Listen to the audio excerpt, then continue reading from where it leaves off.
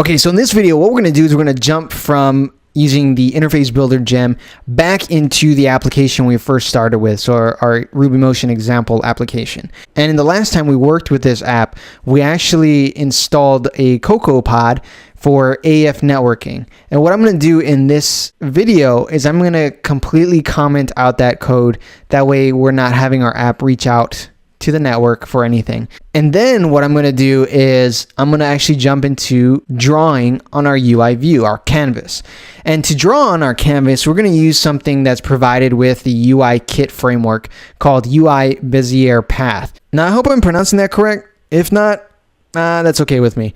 So what you want to do is you want to get the UIBezierPath. You're going to create a new path, and this path allows you to draw on your canvas. So if you can imagine grabbing a pen, a piece of paper, and then using that pen to draw a line on that piece of paper. When you draw that line would be considered your path. And so if you wanted to, you could draw a really long line that's curved and zigzags and eventually goes back to where you started to close the path off. And that's what we're going to demonstrate in this video. I do have to mention that you want to include this within your UI view. So you're not going to be including this within the view controller. You're going to jump into, let's say, main view.rb.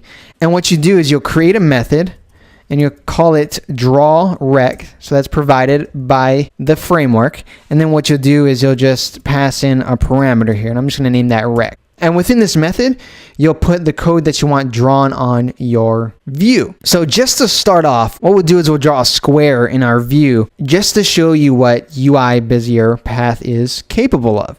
So the first thing that we have to do is we have to create the variable that's going to hold this object.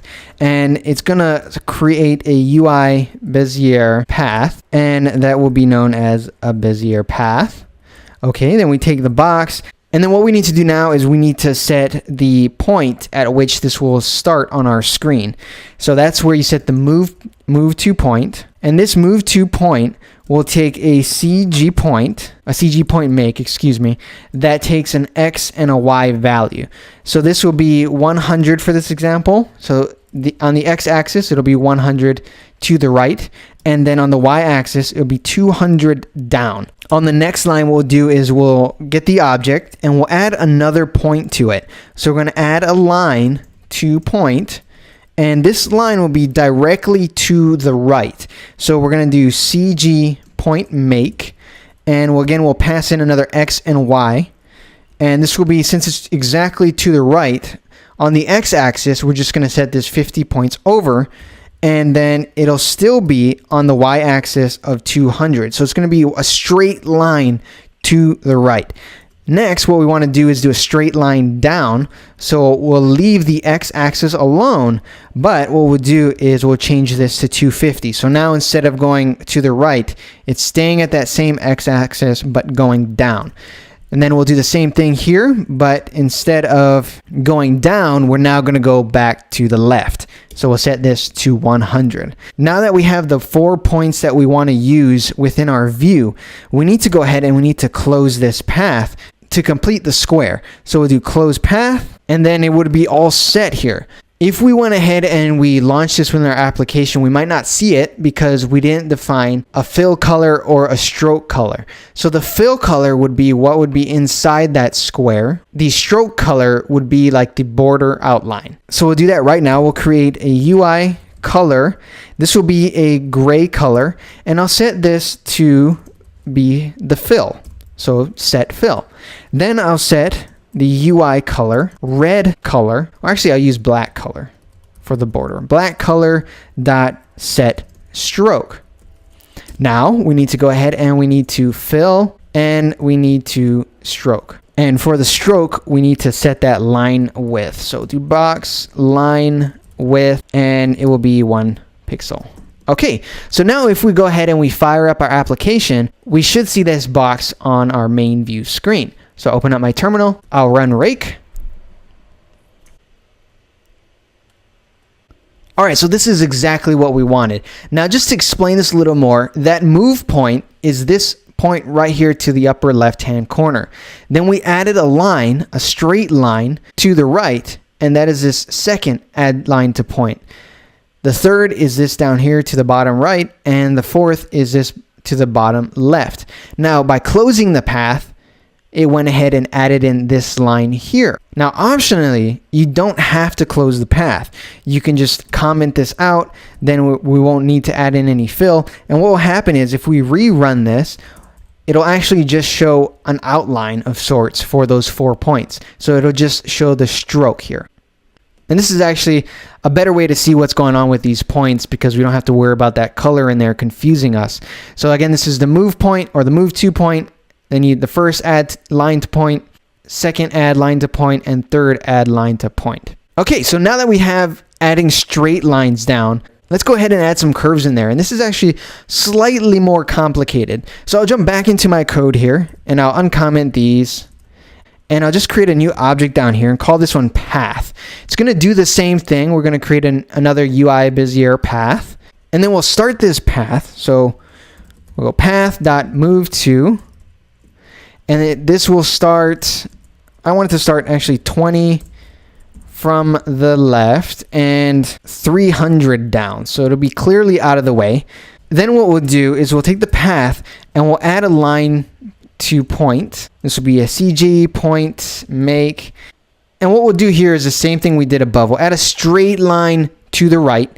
And so this will take a 150 by 300. So it'll be a straight line to the right. And then we'll add another point here. So it'll be path. But this is going to be a slightly different one. This is going to be called add curve to point. So if we take a look at that here, we scroll down. We had that add line to point, creates that straight line. Now, if we use add curve to point, we're going to be able to use these things called control points.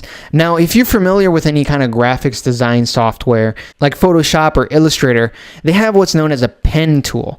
And this pen tool has some control points that controls how precise the curve is. And so we'll just use that in this example. Now, alternatively, you can use the add arc with center here, and then you'd pass in a radius, a start angle, end angle, and clockwise. But what I'll do is I'll just use the add curve to point because I'm a little bit more familiar with using curves and control points within Photoshop and Illustrator.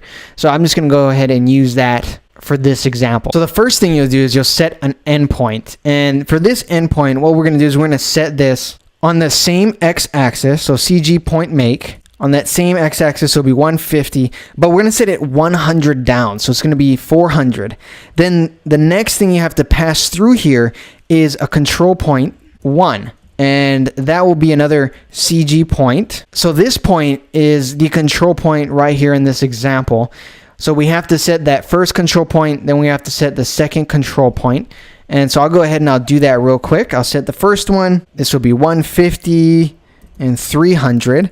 And control point 2 will be 300 by 350. Okay, so now that we've added our curve, I'm going to add in another line here. So I'm going to take this and just copy it. And for this point, it's going to be on that same x-axis, but it's going to be down to 500 instead of 400. So it's going down in increments of 100, but it's staying on that same x-axis. And then I'll just go ahead and I'll close this path. So close path, and we're going to set those colors for the fills. So we'll do a red color for the fill and a UI color, black color for the stroke. Okay, then we need to go ahead and we need to call the fill. And we need to call the stroke. And of course, set the line width. I'll make this 5 to make it thicker and easier to see. Okay, so now that we have all this set, let's go ahead and restart our simulator. And I'll show you exactly what's going on. Oops, looks like we have a quick runtime error. Let's see, draw rec, undefined method stroke. Because I forgot to put set stroke instead of stroke. Now let's go ahead and rerun that. Okay, so we're seeing our object that we've drawn here, and it looks like that stroke isn't being applied, and that's probably because I included it after the actual stroke. So let me go ahead and let me place this. It'll be nicer if it's right above both the fill and stroke. So I'll place that right there, and we'll restart our simulator. And then we should see that line width stroke being actually pretty bold. Okay, so this is exactly what we're looking for here. Bold stroke here with the fill color. Awesome. So let me explain what's going on here. We first started off with a move to point that is 20 from the left, so on the x-axis, and 300 down. Then we added a point to this line, and it was directly to the right. So this is that second line right here, the add to point. Then what we did was we added a curve to point. And so our endpoint here, which is the first thing that we're pushing through, is this point right here. Then we have our control point. So if I move this to the side, and this control point 1 is actually set right up here to this previous point that we had. And the control point 2 is set 300 to the right and at the 350 on the y-axis. So right about in the middle. And together, these 2 points are giving us this curve right here. Next, we have this fourth point, and this fourth point is still on that 150 on the x-axis, but 500 down. So it's right down here. And because we called the close path, it's actually joining this last point to the first point over here, which gives us this line. All right, so now that we've added these 2 drawings onto our canvas, I think we can wrap up this video. I encourage you to go ahead and try to create your own objects, try to create your own points, place that onto your UI view, which is technically your canvas, and really get familiar with using the UIBezierPath. I hope this video helps you get started, and I'll see you in the next one. Thanks so much for watching.